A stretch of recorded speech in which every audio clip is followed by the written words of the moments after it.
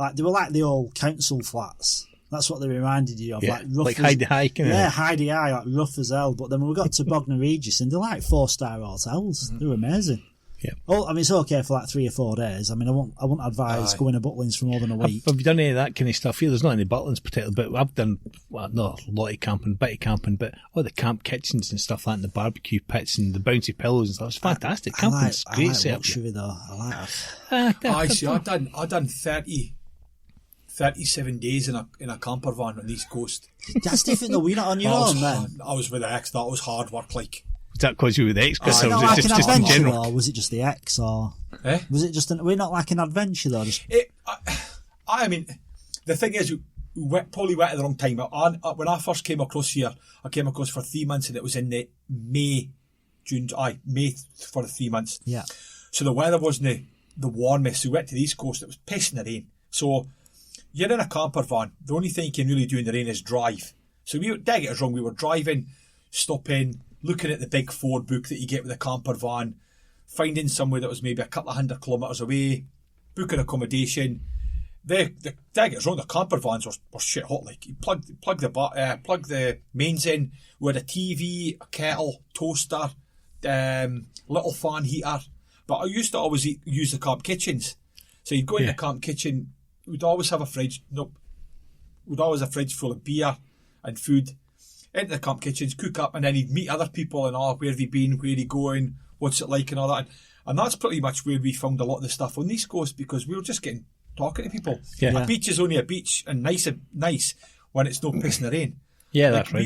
We ended up in Cairns, and I can remember we'd only had 2 days in Cairns before we flew back to Perth, and then I was flying back to Scotland a couple of days after that. And we got to Cairns, and the only thing I wanted to do in Cairns was the only thing I looked at was to do the Great Barrier Reef. So we booked tickets, and as we were booking tickets, the guy goes, just to let you know, it's got to be a 30 knot wind. And I was like, that bad? I was like, is that bad? He was like, no, not overly bad. I'm not quite sure. I get seasick. And I was like, what do you mean? What was with the high pitched tone that he did now? And he went, no, it's not too bad. that was a giveaway. All right. So booked it anyway, right? As we were getting on this catamaran or boat or whatever it was, they're selling seasick tablets, 2 for a £5, right? And you're seeing the signs of the staff eating them, right? That's not so good. I'm thinking, can I get 2 of these, please? So I had 2 of them.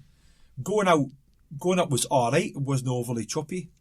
But they actually, so you go in snorkeling, but you had to actually wear a body float to keep you up, because the water was you couldn't see when you're looking, and you couldn't see anything because everything was, the wind was, and everyone was just picking it up. I did snorkeling at Coral Bay.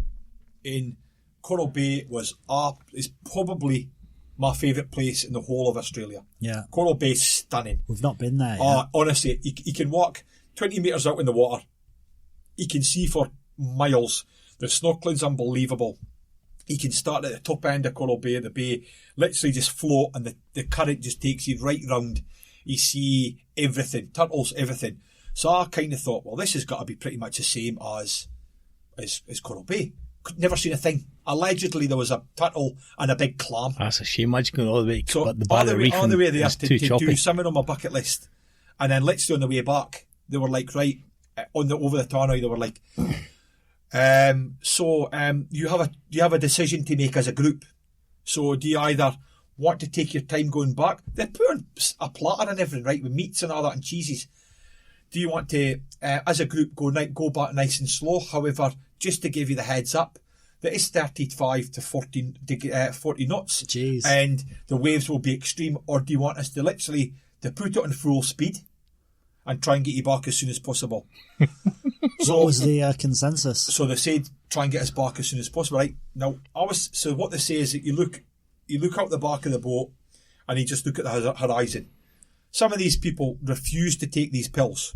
Some of these people were hanging over the edge, being violently sick. I would have been over the edge. So you're getting the smell. Pills or no? Like, Did you not get any splatter? Wee bit to the window at the left is, but I was all right. I'm just constantly sitting like that, And I'd never felt overly bad.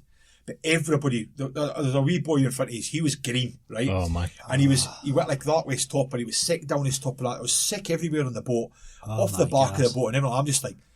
I said to this guy beside us, and the guy was just sitting like that, happy as Larry. I was like, I take it you took the pills. He was like, when you see staff taking the pills, son, you take the pills. Yeah, if the staff are taking pills, you know it's a good idea, don't you? So that was... That is disappointing, because I mean, it sounds like I've heard that Niggler Reef's far better than Barrier Reef anyway, Chris. 100 mile away. But yeah, 100 miles better. Yeah, but everybody I've spoke to, all the Aussies I've spoke to said that, but you think you go to Great Barrier Reef, it'd be nice to see somewhere. You know? Aye, that was on the bucket list, and that was like literally the last thing to do on that wee trip. So you're stuck in a camper van, it's pissing the rain for the whole time of the day. You go to the Barrier Reef and you can't see it. Were there good bits though? There was method in the madness though, because as you were driving further north, it was getting warmer. Yeah. So it was pissing down in like say Melbourne and all that, and Phillip Island. Yeah. As we got up to like say like Noosa in New South Wales Mackay and all that. Yeah, it's lovely out there. It was beautiful. We were only meant to stay for one day in Airlie Beach, but as we were travelling up, we'd put on our Facebook, we'd done a diary kind of thing, and as we were walking up to Airlie Beach, a lassie from back home was living there. She was like, "Oh, where are you staying?" "Oh, just in a camper van." "No, come and stay at my house." So we went to her house. We just got in the piss. She was a beauty therapist on Hamilton Island there. Oh, that's fantastic. a beautiful spot. That's where my brother went. Is that right? Yeah. Aye. I've had a few friends that have been there. Did you see the job that were advertised there a few years back? They were advertising all over the world for, I think it was like not a gatekeeper, but someone to actually be on Hamilton Island full time. The sound's that soft, it squeaks. So we went like I says, tremendous. It's mental. Squeaky sound. It squeaks. You rub your feet in it, and they actually, whether it's a joke or not, I'm not sure. But as you're getting on the boat, they'd get you to empty your pockets because it's that sounds very Australian. Like you don't want to take that. In case you're pinching sand or something. But we ended up staying 5 days. Stayed at that lassie's house for 5 days. Fantastic. Small world again, though. That's probably my second favourite Airlie Beach. It was so laid back though. We went on a boat tour. Free piss for 10 o'clock in the morning. Couldn't even remember getting off the boat at 5 o'clock. He done a tour of the 72 islands of the Whitsundays. Yeah. And then you got off the boat, and then your first meal, I think it cost about $60, right, which is $9. Free piss all that time, and then when you got off the boat, you went to some pub in the middle of Airlie Beach, and you got a meal and a pint for your ticket as well. So it's like bad for $60, $60. Full day for $60. Yeah. And you could get a free upgrade if you wanted to upgrade it to a better pint.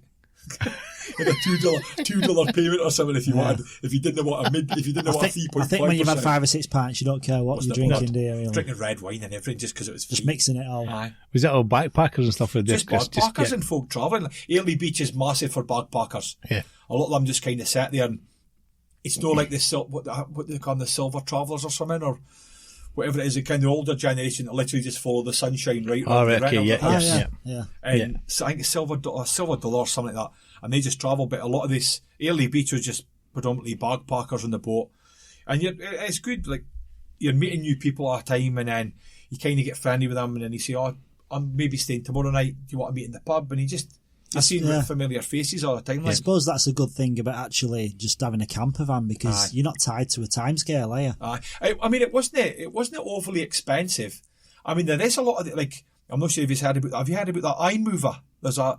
Oh yeah, yeah. So it's basically a company, right, that gets camper vans, be it 4-wheel or 4-berth or cars, or whatever, back from remote places. So, So you get people driving from Perth up to Darwin and then flying back to Perth. So it's just to try and say you could fly to Darwin on the cheap and then pick up a camper van, and you've got 10 days to get back to Perth. You get a $150 fuel card, and it costs you $1 a day to rent it. Jeez. Yeah. Can you get different things like that? So it's that's amazing. I'd definitely do the whole camper van again in better weather. We've been going to do it since we got here, to be honest. We've still never done it. We were supposed to be going up to, we were looking at going up to like Coral Bay.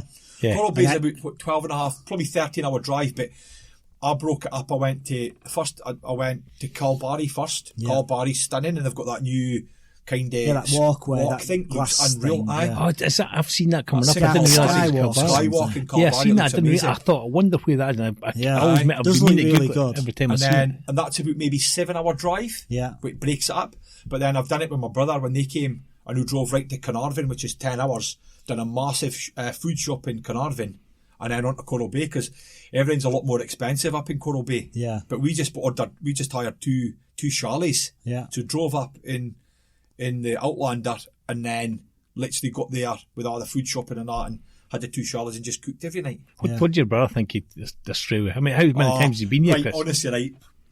And I will never ever forget the face when I says to my brother, I was like, brother, I'm going to pick you up to the airport, and I'm going to go to the drive-through. For a beer. Right? And he's like, what do you mean? I It was blows your mind. It's amazing, isn't it? I says, I said, in fact, I'll tell you what I'll do. I'll take you home first. We'll get rid of the luggage, and we'll go away and buy some beer. So my niece came in the car. My brother came in the car. My brother was sitting in the front. I was like, what do you fancy? He's like, well, you pick. Thinking he's getting a burger. Aye, so I was like, what do you fancy drinking? Do you want lager? Do you want pale ale? Do you want cider? What do you want? He goes, you pick. Right, brother. Okay, so I was like, he goes, where do you go in the bottle shop? I was like, aye. So literally, and I was like, I was looking at his face, and drove up to, and I was driving. He goes, what is this? Like a kid in the sweet Aye. shop. He's like, what is this? So Absolutely mind blowing. And then he goes to get out, and I'm like, close the door, brother. And I put the window down. He went, no way. It's mental, isn't it? He's like, no way. And I was like, and the boy goes, all right, can I help you? I says, can I get a carton of 150 lashes, please? Can I get a carton of can I get a carton of Chancer? And can I get some James Bogues? And then I got some cider for his wife. And I was like, can I get maybe 6 bottles of Fifth Leg as well, please? Aye, sound. Just in the boot? Aye, cool.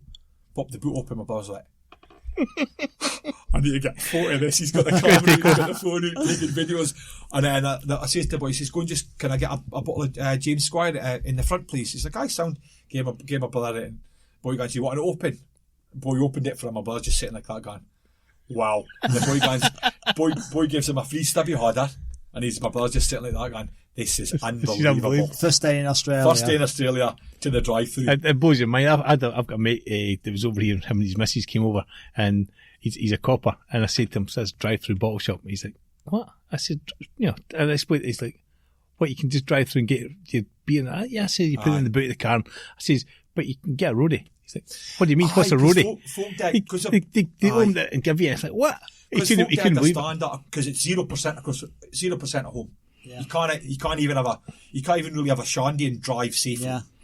And I think that's why a lot of people dig on out for meals as much anymore, because a lot of couples will go out and have a meal or a glass of wine and stuff like that. But there's tons of mid-strength stuff here as well, which is, I have to say, I kind of don't see the point drinking mid-strength. Nah. I'd rather have a cold drink, soft drink than a mid-strength beer, but you can have if people like, exactly, if people like a beer, it's weird though, when you're back home, innit? No one talks about mid-strengths. No. You're just buying a beer. You don't really get that. I don't know if you get them, do you? What strength is it? You don't ask, do you? Do you get mid-strength beer back home? I don't know if there used to be like that. Is it Lonebrow or something? No, it wasn't Lonebrow. It's not I was the one that was like sugar. I don't think it's ever come up in a conversation. That's a good point. Why would you have? I tell you, one of my mates. Can I have a beer? Oh, what strength? Have you got a 3.5 there? Yeah. One of my mates went to, I think it was Morocco. He went to Morocco, right? And it was like alcohol-free beer. And he's like, I'm not drinking, that's pointless. So, but he's standing every time we went in, because it's obviously a Muslim country or whatever, right? So he's gone alcohol-free beer. And he says, those 4 Germans came into the restaurant when he was sitting. And they were just sitting watching the world go by. And the Germans were drinking alcohol-free beer, getting drunk. Aye, but the thing is, because they didn't know it was alcohol-free beer, and they were just psychologically drunk. At Christmas, Paris obviously can't drink, so she was like, I managed to find Koppelberg, 0%. 0%, yeah. Carlton. Yeah, they all do. Wine. There was wine, there was bubbles, there was red wine. I'm just like, you can get whiskey and gin. If it tastes what you want it to taste, that's great. I'm not big enough fan of beer, to be honest with you, to drink. It all tastes like it should. Yeah, to be honest, which was weird. It does. It's weird. Like yesterday, I went to a friend's house for like a meet up. It was like a New Year's catch up, just me and 2 other people, and he said they supplied the food and said bring drinks. So I thought, right, I'll take a bottle of wine for them, but I thought I don't want to drink, so I actually got a non-alcoholic wine. It tasted pretty good. It's just pointless. And I drank a full bottle.